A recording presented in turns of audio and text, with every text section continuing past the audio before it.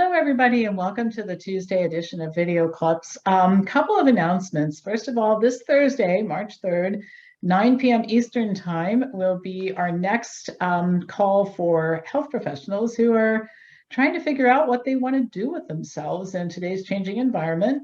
If you're not a health professional and you're looking for ideas, welcome to join us as well. But if you are a health professional and you're thinking about maybe going into practice for yourself or looking at what your options might be, it's free. All you have to do is send me an email telling me you want to participate and we'll sign you right on up. March 19th is our next big event. It's at our office, or you can remote in. It's our annual Food Over Medicine retreat. The benefit of being with us live is that you get a great lunch and we're fun to hang out with. And you could even turn it into a weekend where you come Friday, take a yoga class, spend the night, join us early in the morning, and you could even stay till Sunday. There's always something going on 7 days a week at our place. So consider that. And then I get lots of emails from you guys asking questions, and I answer the ones that I can where the answers aren't real elaborate, but one of the ways that you can get questions answered is I do 2 conversations with Pam per month for members. So become a member of Wellness Forum.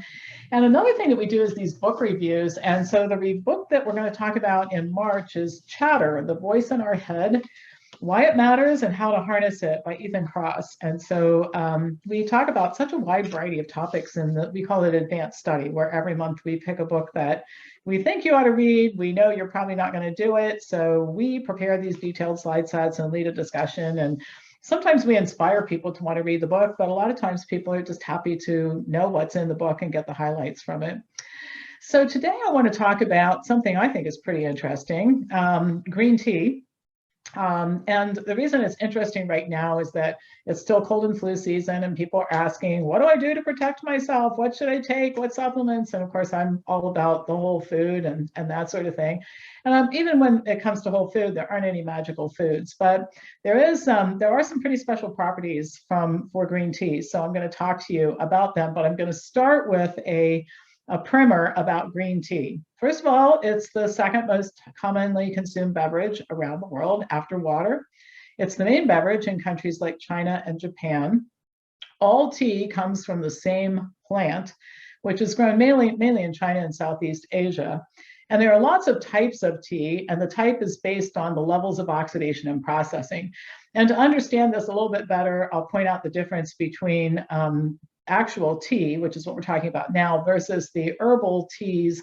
They're really not tea. You brew them like tea, which is why we call it that, but they're not green tea or black tea or oolong tea in the sense of what we're talking about here. All right, so types of tea. White tea refers to the unopened buds found on the topmost part of the tea plant. It's withered, which means moisture removed in the tea business, under direct sunlight, and then the drying process is finished indoors. Green tea is more ripe than white tea, so it's like the difference between green bananas and yellow bananas.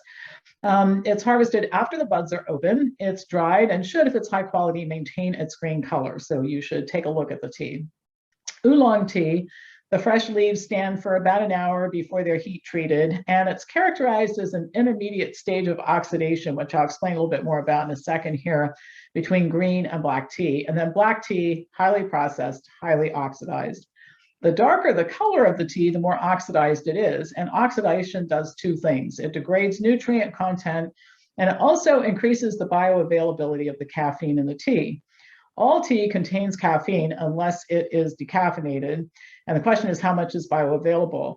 And a lot of it has to do with heat. And this isn't the only substance in food that responds this way. So cooked tomatoes have more bioavailability of lycopene, for example. So in other foods, we see the same thing. So Wellness Forum's tea is food grade, and I'll show it to you right here. It results from a very labor-intensive process, which is performed at our own farm, and the leaves are hand-picked because breaking the leaves through machine picking causes oxidation. The leaves are dried without applying any heat. It takes more time, but again, it prevents oxidation due to heat. The leaves are then packaged in triple layers in order to close out light and air, which causes oxidation, and then it's consumed as a food rather than steeped in hot water, again, to avoid oxidation. Most of our members are consuming their tea in their morning smoothie, which makes the tea consumption a more regular habit, and also more palatable. And that's how I'm consuming mine every day. Now, let's get into the research and what it has to do with colds and flu, and then I'll circle back to green tea and that sort of thing. All right, there's tens of thousands of studies in the medical literature concerning tea and health, over 1,800 studies concerning one polyphenol, EGCG, and cancer. Just one polyphenol in cancer, right? So I want to be clear, it's not magic. Tea alone is not going to protect your health, but high quality tea is one of the most antioxidant rich foods you can consume, and as part of a lot of other, combined with a lot of other health promoting habits, can be very, very powerful. So green tea is getting more attention because of increased concern about viral infections and because tea has antiviral properties. So one study that I saw that was really interesting was done in Japan. Researchers looked at the consumption of green tea and the incidence of acute upper respiratory infections. They looked at they used catechins, a catechin-rich drink, which is a flavonoid found in green tea, to look into this issue. So 273 healthcare workers were randomized to consume a drink containing 57 milligrams of catechins, 54 milligrams of EGCG, that's the one I mentioned in terms of cancer, and a smaller amount of 5 other catechins, and they consumed it once per day, another group 3 times per day, and then a group that got placebo. The high dose group, their consumption with the 3 times a day was the equivalent of about 1 cup of green tea per day. The incidence of acute infections was 26.7% in the placebo group, 28.2% in the low dose group, and only 13.1% in the high dose group. So in other words, consuming the equivalent of 1 cup of green tea per day reduced the incidence of acute respiratory infection by just over half. Now, if you decide to purchase tea, remember that the level of oxidation determines the nutrient value of the tea. So the darker the tea is, the closer to black, the more oxidation and the more the nutrient value has been degraded. Be careful of the source. The reason why we went to all of the expense to have our own farm is because we didn't want to trust a third party concerning the method of growing and harvesting and drying and packaging tea. And consuming the tea as a food is better than brewing, just as eating vegetables is better than drinking the water that the vegetables are cooked in. So this issue of tea as a food, like that's a foreign idea to a lot of people. But if you look at ancient, old, very, very old Chinese texts, green tea is regularly consumed as a food.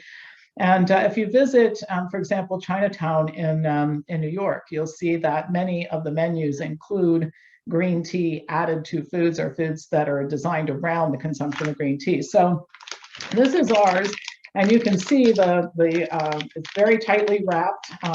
And so you take off the outer covering, and then there's another covering and another covering to keep it from being oxidized. So we get the most nutrient value you can possibly get and the least amount of oxidation that you can possibly get. And once again, I just put it in my smoothie every morning. I think I like green tea, but eating this every day, just all by itself, I don't think I would do it actually, but it's really easy to put in the smoothie. So anyway, just one more tool for keeping yourself healthy during this cold and flu season, which sure does seem to be going on for a real long time now, doesn't it? All right, that's all for today. As usual, pass this on to anybody who you think would enjoy watching it, and I will be back to you tomorrow with more news.